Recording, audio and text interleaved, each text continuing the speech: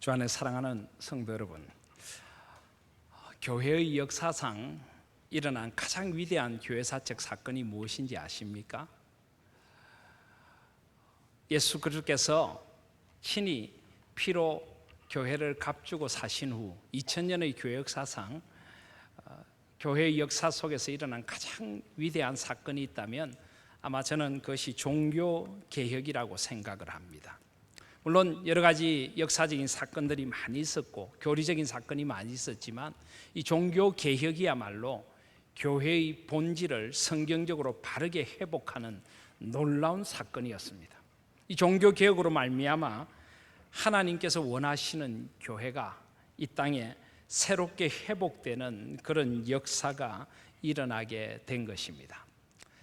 종교개혁이 1517년 10월 31일 하나님께서 종교개혁을 위하여 쓰시고자 부르신 사람들, 특별히 마르틴 루터가 이 종교개혁의 기치를 높게 든 것이 1517년 10월 31일입니다. 그러니까 지금으로부터 한 498년 전에 종교개혁이 시작된 것입니다. 2017년 10월 31일이 되면 종교개혁이 시작된 지 500주년이 됩니다. 그래서 요즘 종교개혁의 진원지였던 독일을 중심으로 해서 유럽에는 종교개혁 500주년 기념 행사를 준비하기 위해 한참 분주하다 하는 이야기를 듣습니다. 우리 한국 교회도 이 종교개혁 500주년을 어떻게 맞이할 것인가, 한국 교회들이 종교개혁 500주년을 앞두고 여러 가지 행사들을 준비하는 그런 일들이 많이 있습니다. 그런데 여러분, 이 종교개혁 500주년을 앞두고 우리 이 땅의 교회들을 생각해 보면 어느 틈에 이 종교개혁의 함성이 더 이상 이 땅의 교회들에서는 메아리 치지 않는 것이 아닌가 하는 생각을 해보게 됩니다. 요즘 한국 교회를 일컬어서 개혁의 대상이다 하는 이야기를 합니다. 종교개혁의 후예답게 교회를 끊임없이 개혁해 나가야 할 우리 한국의 교회들이 교회개혁의 대상이 되어지고 있습니다. 뭔가 바뀌어야 하고 달라져야 한다는 이야기를 많이 듣게 됩니다. 오직 하나님 중심, 성경 중심, 교회, 하나님 나라 중심으로 바르게 서야 할 교회들이 그 본질을 잃어버리고 있는 것은 아닌가 하는 생각을 해보게 되는 것입니다. 우리 하나님 교회도 바로 이런 귀한 종교개혁의 유산 위에 개혁주의의 신앙을 고백하는 교회로 세워졌습니다. 사실 우리 하나님 교회는 40년의 그 아름다운 전통과 역사를 가지고 있는 교회이기도 합니다. 그런데 이 40년이 넘는 역사와 전통 가운데서 우리는 교회 개혁의 필요성을 가슴 아프게 절감했던 사람들입니다. 그래서 우리는 정말 하나님이 원하시는 바른 교회를 세우고자 이곳에 나왔고, 이제 이곳에서 우리 교회에 처음으로 목사 위임식과 직원 취임식을 어제 가지게 되었습니다. 물론 우리 교회는 이미 40년이 넘는 역사 속에서 직분자로 부름받은 분들이 많이 계시고 그분들이 중심이 되어서 우리 교회를 세웠습니다. 그런데 그 많은 직분자들이 함께 하나님께서 원하시는 교회를 세우고자 하는 꿈을 안고 우리 교회를 시작하게 되었고 주님의 은총 가운데 이제 여기까지 오게 된 것입니다. 저는 목사 위임식과 교회 항존 직원 취임식을 하면서 다시 한번 이 자리가 하나님께서 우리 하나님 교회를 교회됨의 본질을 온전히 회복해 가라고 불러주시는 자리라고 믿습니다. 우리 교회를 다시 한번 개혁의 기치를 높게 되는 교회로 세우시려고 우리에게 이런 직분의 자리를 주셨고, 다시 한번 우리가 어떻게 시작이 되었고 어떻게 개혁의 길을 걸어가야 될지를 다시 한번 돌아보라고 이런 직분 위임식을 주신 것이라고 믿습니다. 다시 한번 종교개혁 500주년을 앞둔 이 중요한 시점에 우리 하나님 교회의 교회됨을 다시 한번 돌아볼 수 있는 시간을 가질 수 있기를 소원합니다.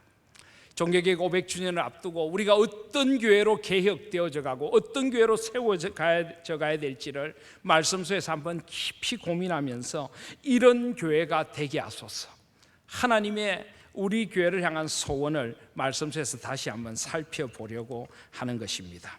그래서 앞으로 몇 주간 여호수아서 강해를 잠깐 내려놓고 종교개혁의 기념 주간을 앞두고 몇 주간 우리 교회의 교회됨을 다시 한번 말씀 속에서 돌아보려고 합니다. 무엇보다 먼저 사랑하시는 여러분, 우리 교회의 영구 비전이 무엇입니까? 우리 교회가 표방하고 있는 가장 중요한 우리 교회의 핵심 비전이 무엇입니까? 바로 하나님이 주인 되시는 교회입니다. 우리 교회 영구 비전이 무엇이라고요?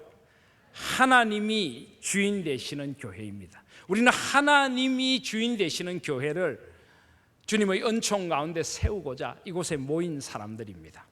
그런데 사실 이 하나님이 주인 되시는 교회라는 이 비전, 사실은 이 비전은 이 땅의 모든 교회들이 함께 가져야 할 비전인 것입니다.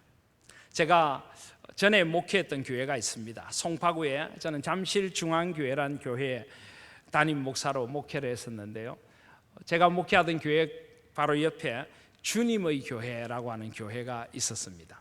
상당히 유명한 교회입니다. 지금 우리 강 건너 100주년 기념교회를 담임하시는 이재철 목사님께서 처음 개척하신 교회입니다. 그런데 이재철 목사님께 그런 이야기를 들은 적이 있습니다. 교회 이름을 주님의 교회라고 정해놓고 난 뒤에 목사님들 모임에 가서 핀잔을 좀 들었답니다. 왜 핀잔을 들었는가 하면은 어디 그 교회만 주님의 교회냐는 것입니다. 이 땅의 모든 교회들이 다 주님의 교회인데 왜 하필 그 교회만 주님의 교회라고 합니까? 이런 핀잔을 좀 들었다고 합니다. 그런데도 이 목사님께서 그 교회의 이름을 포기하지 않았던 것은 사실은 이 땅의 모든 교회가 주님의 교회가 되어져야 하는데 실제로는 주님의 교회가 아닌 교회들도 이 땅에 많이 있더라는 것입니다. 주님이 온전히 주인 되시는 교회가 아닌 교회들이 많이 있더라는 거죠. 그래서 우리 교회는 정말 주님의 교회가 되고 싶습니다. 그래서 이 이름을 포기할 수 없었다, 이런 이야기를 들은 적이 있습니다. 우리 교회의 비전도 마찬가지입니다. 하나님이 주인 되시는 교회. 사실은 이 땅의 모든 교회의 주인은 당연히 하나님이시죠. 모든 교회가 하나님이 주인 되시는 교회라고 고백해야 합니다. 그런데 안타깝게도 이 땅의 교회들 가운데는 하나님이 주인이 아니신 교회가 사실 많이 있습니다. 하나님이 아니라 인간이 주인이 되고 어떤 전통이 주인이 되고 그 교회의 어떤 관습이 주인이 되고 하나님이 아닌 다른 무엇이 주인인 교회들이 참 많이 있더라는 것입니다. 우리도 바로 그런 아픔을 안고 이곳에 나왔습니다. 우리는 하나님이 주인 되시는 교회를 당연한 교회로 여기고 신앙생활을 했는데 어느 순간 보니까 하나님 아닌 인간이 교회의 주인이 되어 있더라는 것입니다. 인간인 영적 지도자가 교회의 주인이 되어 있고 하나님의 뜻이 아니라 그 인간의 뜻이 교회를 좌지우지하고 있더라는 것을 우리는 발견했습니다. 그래서 우리는 이것은 아니라고, 우리는 그 인간이 교회의 주인 되는 데 대하여 저항하는 교회로 이곳에 서 있습니다. 이 저항하는 교회를 프로테스탄트 처치라고 합니다. 사실 이 중세 로마 카톨릭에 저항하여서 바른 교회의 본질을 회복한 이 개신교를 그래서 영어로 프로테스탄트 처치, 저항하는 교회라고 부르고 있는 것입니다. 우리는 바로 인간이 주인이 되는 교권주의에 저항하는 하나님이 주인 되시는 교회를 세우고자 이곳에 나오게 된 것입니다. 교권주의라고 하는 것은 예수 그리스도께서 머리가 되시고 오직 하나님이 주인 되시고 교회 모든 사람들은 마땅히 그리스도의 종이 되어져야 하는데 어떤 인간의 영향력이 교권이 되어서 교회의 권세가 되는 그런 것을 교권주의라고 합니다.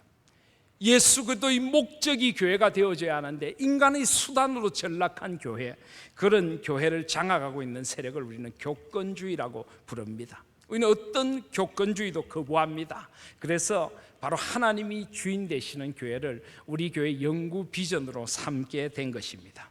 저는 우리 하나님 교회가 이 땅의 교회들이 진정으로 하나님이 주인 되시는 교회로 회복되는데 마중물로 쓰임받는 교회가 될 수 있기를 소원합니다. 여러분, 마중물이 무엇입니까? 시골에 옛날에 펌프질을 할 때 보면은 오랫동안 이 펌프질을 하지 않으면 물이 말라서 아무리 펌프질을 해도 물이 올라오지도 않죠. 그때 이 펌프 위에 물을 한 바지 갖다 부으면은 이 펌프로 물이 들어가면서 여기에 있는 압력이 달라져서 이제 밑에 있는 물을 끌어올리는 것입니다. 그래서 펌프에 물이 콸콸 넘치도록 하는 것이 마중물이죠. 저는 우리 하나님 교회가 그런 마중물 같은 교회가 될 수 있기를 소원합니다. 다시 한번 이 땅의 교회들이 진정으로 하나님이 주인 되시는 교회로 회복되는 일에 귀하게 쓰임받는 우리 교회가 될 수 있기를 소원합니다. 하나의 미랄이 되어서 정말 하나님이 주인 되시는 교회가 어떤 교회인가를 함께 고민하고 함께 무릎 꿇고 그 하나님이 주인 되시는 교회를 위하여 온전히 헌신하고, 언제나 우리의 고민이 하나님이 주인 되시는 교회가 어떤 교회일까, 그 고민이 우리의 고민이 되고 우리의 꿈이 되고 비전이 되어서 정말 하나님이 주인 되시는 온전한 교회를 세우는 일에 저와 여러분들이 헌신하고 쓰임받기를 간절히 소망해 보는 것입니다. 그렇다면 하나님이 주인 되시는 교회는 어떤 교회입니까? 오늘 말씀은 우리에게 그것을 가르쳐 주고 있습니다. 오늘 18절 말씀을 보시면 그는 몸인 교회의 머리시라. 그가 근본이시요 죽은 자들 가운데서 먼저 나신 이시니 이는 친히 만물의 어뜸이 되려 하심이요. 여기 그는 누구입니까? 예수 그리스도이십니다. 예수 그리스도가 교회의 머리이십니다. 그리고 우리는 바로 그 교회는 그리스도의 몸이라고 오늘 분명히 말씀하고 있습니다. 예수 그리스도가 교회의 머리 되심이 어떻게 나타났습니까? 오늘 13절 이하에 보시면 먼저 예수 그리스도께서 당신의 피를 흘리심으로 그 피로 말미암아 우리를 속량 곧 제사함을 얻게 하시고, 13절에 보시면 우리를 흑암의 권세에서 건져내사 그의 사랑의 아들의 나라로 옮겨주셨습니다. 그렇습니다. 교회는 예수 그리스도께서 친히 그 피로 값주고 사신 구원의 공동체입니다. 우리 모두는 예수 그리스도를 우리의 구원주로 만났습니다. 십자가의 은혜로 우리의 죄를 용서받고 이제 예수 그리스도 안에서 우리는 그 피로 값주고 사신 존재가 되어 그의 사랑의 아들의 나라, 이 사랑의 아들의 나라로 모이게 된 예수 그리스도 안에 부름받은 공동체가 바로 교회인 것입니다. 그리고 예수 그리스도가 모든 창조물 위에 계시는 창조주가 되심을 우리는 만나게 되었습니다. 15절 이하에 보시면 그는 보이지 아니하는 하나님의 형상이시요 모든 피조물보다 먼저 나신 이시니 만물이 그에게서 창조되되 하늘과 땅에서 보이는 것들이나 보이지 않는 것들, 모든 권세, 왕권들이나 주권들이나 통치자들이나 권세들이나 만물이 다 그로 말미암았고 그를 위하여 창조되었다는 것입니다. 예수 그리스도는 만물의 주인이시고 만물의 주권을 가진 분이십니다. 예수 그리스도 앞에서 어떤 권세도 존재할 수 없다는 것입니다. 그리고 17절에 보시면 또한 그가 만물보다 먼저 계시고 만물이 그 안에 함께 섰느니라. 그분은 온 세상을 유지하시고 섭리하시는 하나님이신 것입니다. 그래서 이 땅의 모든 권위는 예수 그리스도께서 세우신 것이다 하는 것을 알 수가 있습니다. 바로 그분이 18절에 보시면 몸인 교회의 머리가 되시는 분이십니다. 오직 예수 그리스도만이 교회의 주인이시고 교회의 머리가 되십니다. 여러분, 예수 그리스도께서 교회의 머리가 되신다면 우리는 어떤 존재입니까?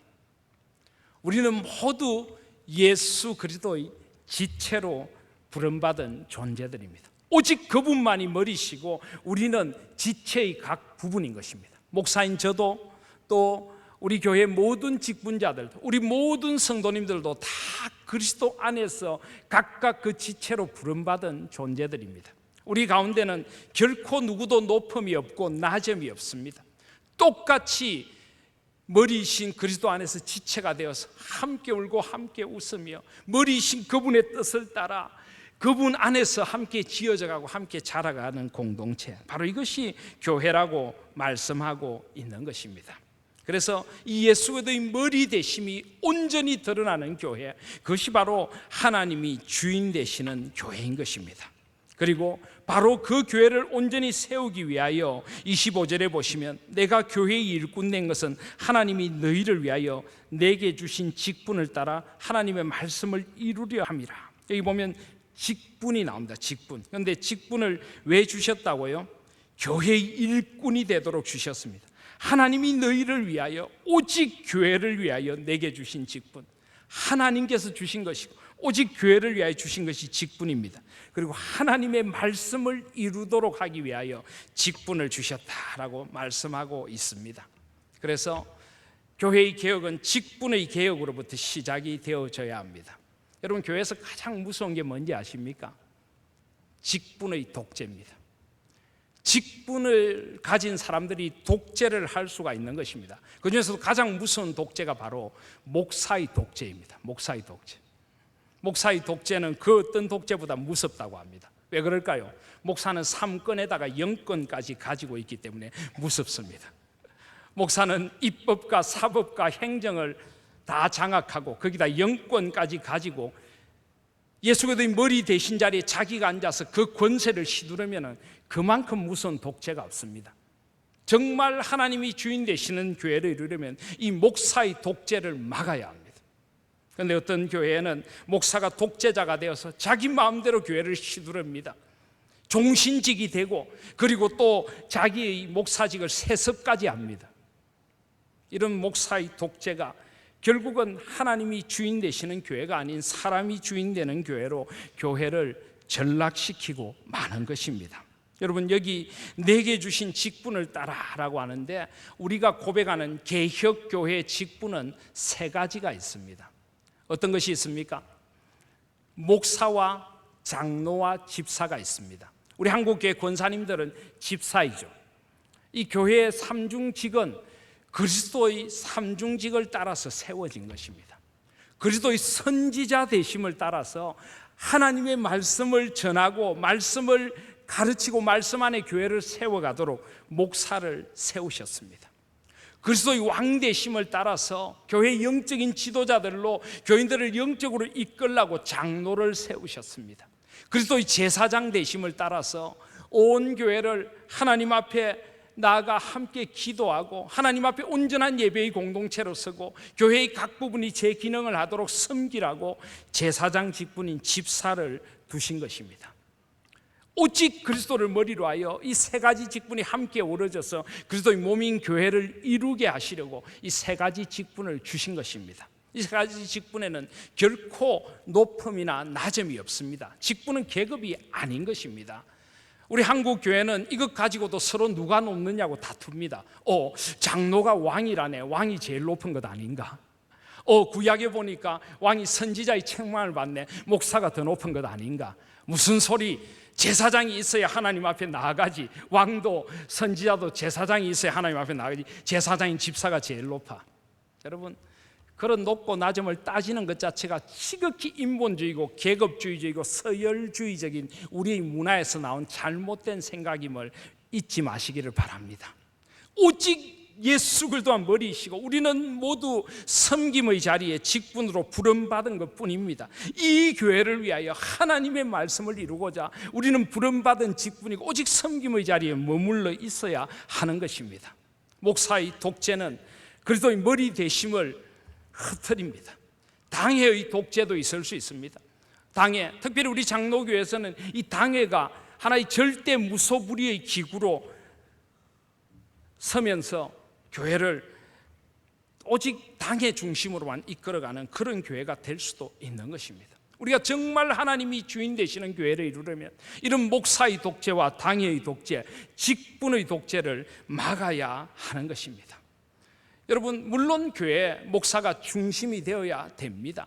또 우리 장로교에서는 당회가 중심이 되어야 됩니다. 그런데 중심이 되어야 된다는 것은 무슨 의미입니까? 이것은 결코 군림하는 의미가 아니라 오직 하나님 중심, 오직 성경 중심, 오직 교회 중심, 그 한 중심을 붙들고 목사와 당회가 흔들리지 않고 오직 하나님의 영광만을 드러내는 그런 교회가 되어져야 한다는 것입니다.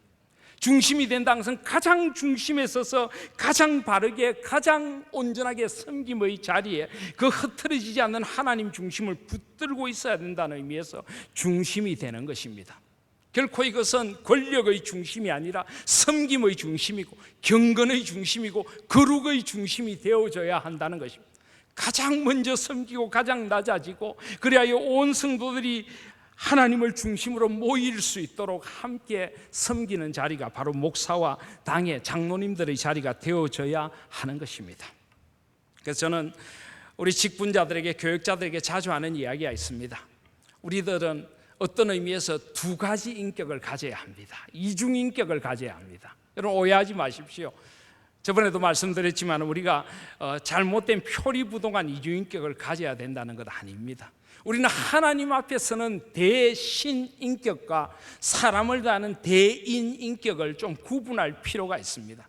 우리가 하나님 앞에 설 때는, 특별히 직분자들은 하나님 앞에서 적어도 직분을 받은 사람답게 우리 성도들보다 더 하나님 앞에 직분자답게 바르게 서려고 몸부림을 쳐야 합니다. 하나님 아버지, 제가 목사인데, 제가 장로이고, 제가 직분자인데, 제가 집사고, 제가 권사인데, 제가 우리 성도들보다 하나님 앞에서 더 거룩한 사람이 되어져야 하지 않겠습니까?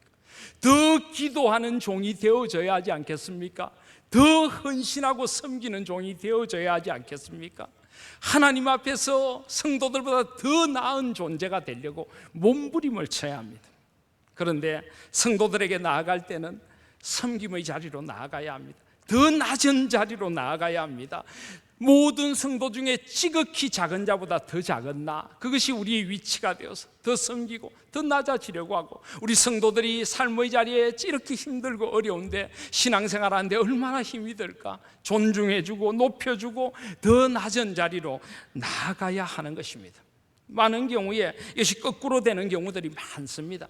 하나님 앞에서는 하나도 나은 존재가 되지도 못하면서 성도들 앞에 서면은 내가 직분자인데, 내가 목사인데 대접받으려고 하고 군림하려고 하고, 이것은 완전히 잘못된 이중인격인 것입니다.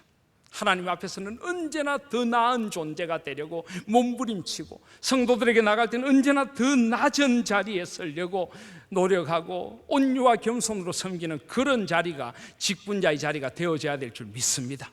그럴 때 진정으로 하나님의 주인 되심이 교회 앞에 온전히 드러나게 되는 것입니다.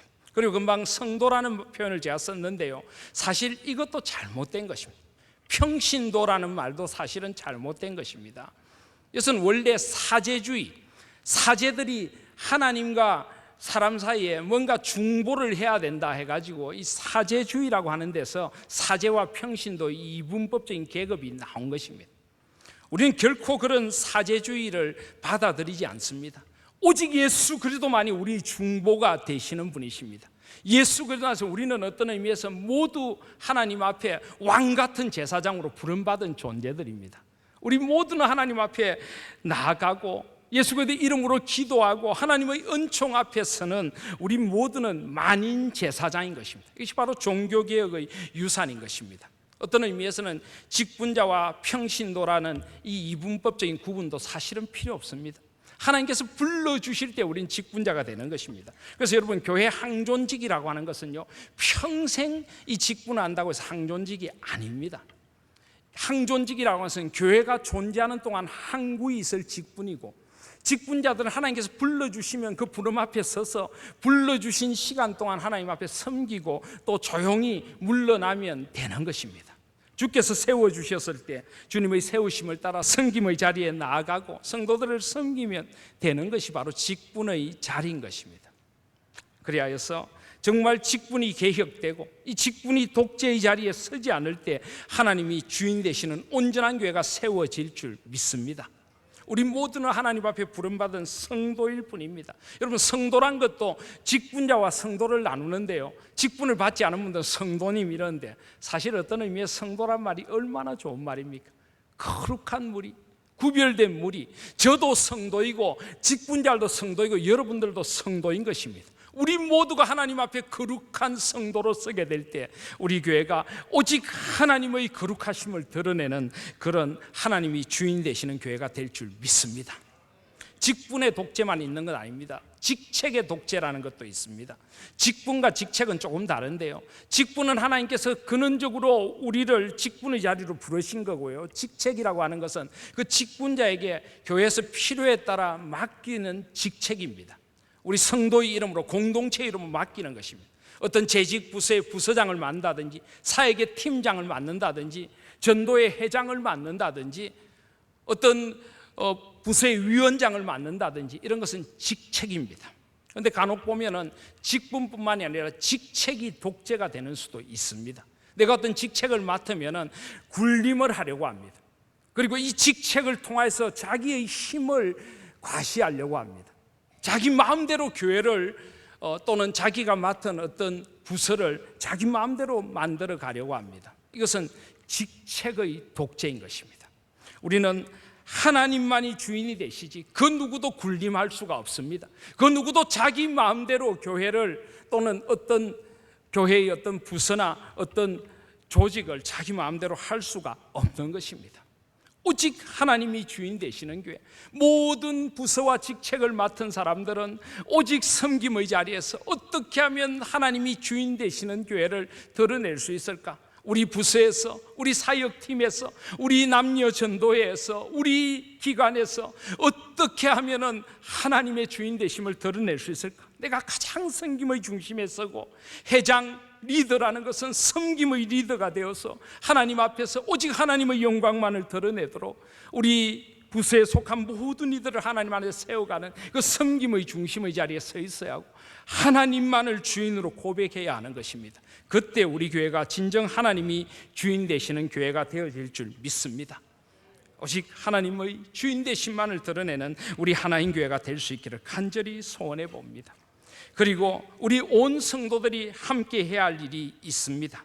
오늘 25절 말씀해 보시면, 내가 교회의 일꾼 된 것은 하나님이 너희를 위하여 내게 주신 직분을 따라 하나님의 말씀을 이루려 합니다. 교회를 위하여 직분으로 세움받았다고 말씀하고 있습니다.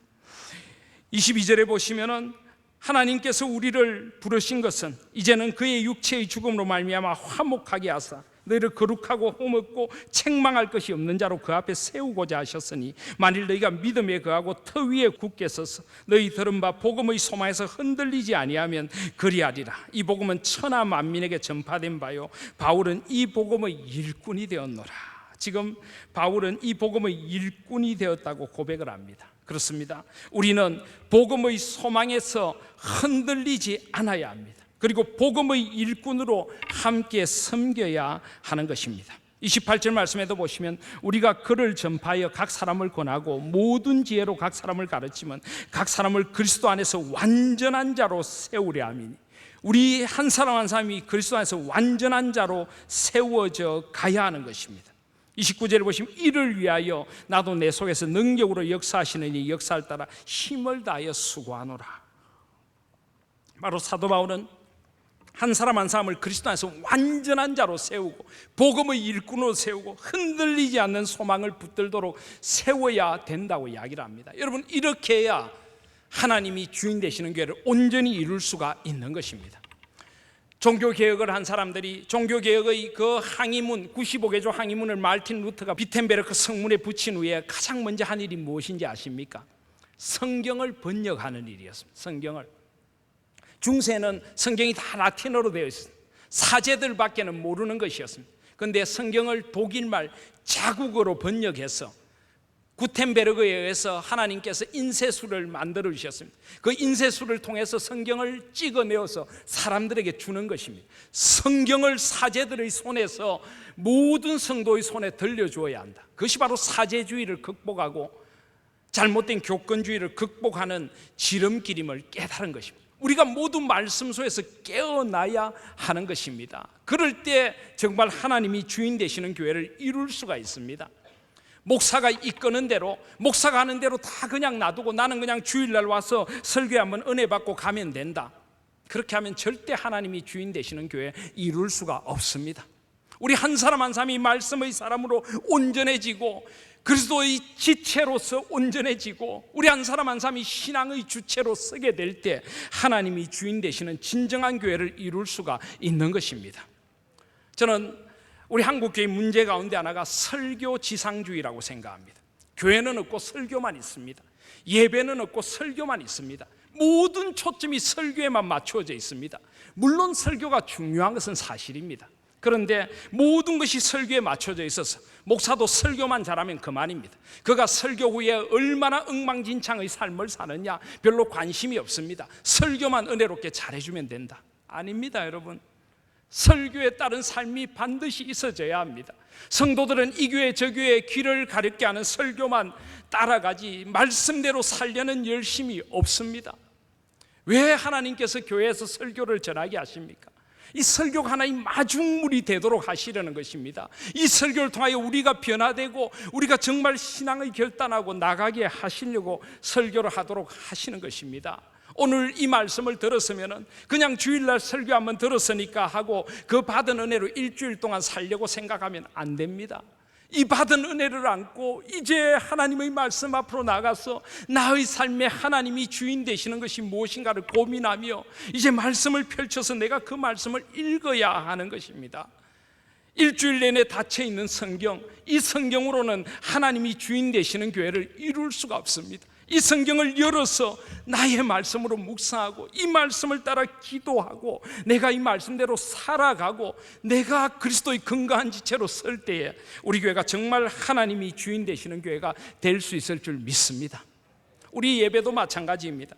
워낙 예배가 설교 중심이다 보니까 예배 늦게 와도 설교 시간에 안 늦으면 됩니다. 여러분, 예배가 설교밖에는 없는 것입니까?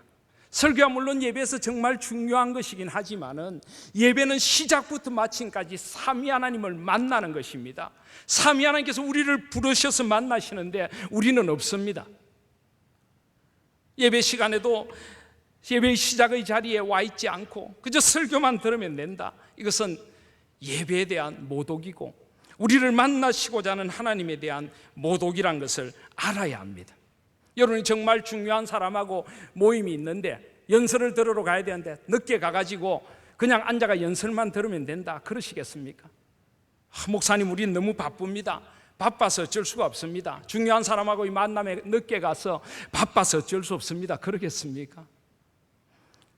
온 세상을 창조하신 삼위 하나님께서 우리를 불러 우리를 만나주시는 것이 예배입니다. 예배의 시작부터 마침까지 삼위 하나님을 온전히 만나야 하고 그 가운데 설교가 예배의 중요한 순서로 존재하는 것입니다. 사랑하신 여러분, 설교 지상주의에 빠지지 마시기를 바랍니다. 설교를 들어야 하지만은 그 설교가 우리 삶을 변화시키고 우리 삶의 새로운 자리로 나아가도록 해야 합니다. 이번 주에 이 설교를 들었으면 이제 내일부터 말씀을 펼쳐서 묵상하면서 내 삶의 자리에서 어떻게 하면 하나님이 주인 되시는 삶을 살 수 있을까 고민하기 시작할 때 우리 교회가 진정 하나님이 주인 되시는 교회로 설 줄 믿습니다. 우리 한 사람 한 사람이 그리스도 안에서 성숙되어져 가야 하는 것입니다. 우리 한 사람 한 사람이 오직 하나님이 주인 되시는 교회를 이루기 위하여 맡은 바 직분과 직책에 온전한 말씀의 원리로 성경 중심으로 하나님 중심으로 섬김의 자리로 나아갈 때 우리 교회가 하나님이 주인 되시는 교회가 될 줄 믿습니다. 그리고 우리 모두가 이 복음의 일꾼이 되어야 합니다. 일꾼. 교회 일꾼보다 말꾼이 많은 교회가 있습니다. 헌신하지도 않고 동참하지도 않고 말만 하는 말꾼이 많은 교회가 있습니다. 주님은 우리 모두를 일꾼으로 불러주셨습니다. 우리 모두가 하나님 안에서 일꾼이 되어져야 합니다. 교회의 주인의식, 책임 있는 주인의식을 우리가 가져야 합니다. 제가 우리 교회 청빙될 때 어떤 분들이 우리에게 이런 말씀을 하셨습니다. 목사님, 우리는 특별한 사명을 받은 사람들입니다. 우리는 정말 교회를 개혁하고 하나님이 주인 되시는 교회를 세우기 위해서 여기 나온 특공대원들과 같은 사람들입니다. 이런 이야기를 저한테 하셨습니다. 근데 가만히 보니까 특공대원들이 전쟁터에 너무 없어요. 재직회를 해도 3분의 1도 참석하지 않고 공동회의를 해도 제대로 참석하지도 않고 말씀을 배우는 양육의 자리에 잘 나오지도 않고 기도의 자리에 잘 나오지도 않고 특공대원이 이렇게 전쟁합니까? 저는 우리 교회는 달라야 한다고 생각합니다. 정말 우리가 주인의식을 가지고 교회 모든 행사들, 교회 모든 모임에 정말 내가 그리스도의 지체가 되어서 함께 참여하고 함께 일하고 함께 교회를 세워갈 때 정말 우리가 하나님이 주인 되시는 교회를 이루어갈 수 있다고 저는 믿습니다. 더 이상 방관자로 서 있어서는 안 됩니다. 하나님이 주인 되신다는 것은 우리를 그 주인의 자녀로 불러주셨고 우리가 이 집을 책임 있게 섬기는 사람들이 된다는 의미가 있는 것입니다. 저는 이런 생각을 해봤습니다. 어떤 주인이 돼야 될까? 또 잘못하면 주인 노릇하는 사람들이 있습니다. 텃세 부리고 터줏대감 노릇하고 내가 우리 교회 몇 년 차인데 그러고 그런 주인 말고 어떤 주인이 되어야 될까요? 저는 가게 주인이 되어져야 되면 어떨까 하는 생각을 합니다. 가게 주인은 결코 텃세하지 않죠. 그 가게에 누가 새로 오면 뭘 도와드릴까요? 어떻게 도와드릴까요? 앞에 화장지라도 하나 떨어져 있으면 즉시 줍고 청소를 하고 쓸고 닦고 사람들에게 조금이라도 이 가게가 아름답게 보이기 위하여 조금이라도 더 잘 섬기기 위하여 끊임없이 노력하지 않습니까? 제가 가게 주인이라고 하니까 어떤 분들은 그럼 교회가 장사하는 곳입니까? 예, 맞습니다. 우리는 세상의 물건을 사고 팔고 이윤을 남기는 것이 아니라 복음을 파는 곳입니다. 복음, 생명을 전해주는 곳입니다. 그래도 이 생명이 전해지는 그런 복음의 가게가 되어져야 되지 않습니까? 복음을 유통하고 생명을 유통하고 정말 하나님 나라의 가치, 하나님 나라를 유통하는 그런 곳이 되기 위하여 한 사람에게라도 더 복음을 전하고 우리 교회에 찾아온 한 사람에게라도 더 생명의 복음을 전하고 교회의 아름다움을 전하기 위해서 우리 모두는 방관자로 있어서는 안 되는 것입니다. 교회의 모임에 함께 동참하고 오늘 24절에 보시면 나는 이제 너희를 위하여 받는 괴로움을 기뻐하고 그리스도의 남은 고난을 그의 몸된 교회를 위하여 내 육체에 채우노라. 그리스도의 남은 고난을 함께 교회를 위하여 받고 함께 고난을 받고 함께 동참하고 함께 울고 함께 섬기는 교회가 될 때 하나님이 주인 되시는 교회가 될 줄 믿습니다. 우리 교회가 어떤 교회입니까? 이 교회를 세우고자 우리가 어떤 결심을 하고 나왔습니까? 그런데 우리가 이렇게 방관자로 있어서 되겠습니까? 교회가 어떻게 가든지 나는 물러 있어서 되겠습니까? 하나님 앞에서 말씀과 기도의 무릎으로 신앙의 주체가 되시기를 바랍니다. 그리고 온전한 헌신으로 함께 교회를 세워가십시다. 여러분, 말씀과 기도가 우리 영혼의 호흡이라면 헌신은 우리 영혼의 운동과 마찬가지입니다. 우리가 함께 그리스도 앞에 나아가야 합니다. 마치 운동 경기를 구경하듯이 그냥 운동 경기 바라보면서 박수 한번 치고 경기 잘 봤다고 관람료 내고 사라지는 그런 구경꾼이 되어서는 안 되는 것입니다. 우리가 직접 복음을 위하여 헌신하고 고난을 받고 뛰어야 하고 그리스도의 복음을 위하여 우리 한 생을 드려야 합니다. 그것이 바로 주인 되신 하나님께 붙들림 받은 교인들이 될 줄 믿습니다. 바로 그것이 오늘 27절 말씀에 그리스도 신이 곧 영광의 소망이라 세상의 소망이 되는 교회이고 우리 영광의 소망이 되는 그리스도를 온전히 드러내는 하나님이 주인 되시는 교회가 될 줄 믿습니다. 이제 말씀을 맺습니다. 오늘 말씀 속에서 우리는 우리의 영구 비전을 다시 한번 돌아봅니다. 하나님이 주인 되시는 교회, 하나님이 주인 되시는 교회를 정말 세우기 위해서 나는 무엇을 해야 합니까? 먼저 우리는 우리가 직분을 받은 이 직분의 자리가 황송하고 감사하고 그저 이 생명 다 바쳐 섬길 수밖에 없는 섬김의 자리임을 우리는 잊지 말아야 합니다.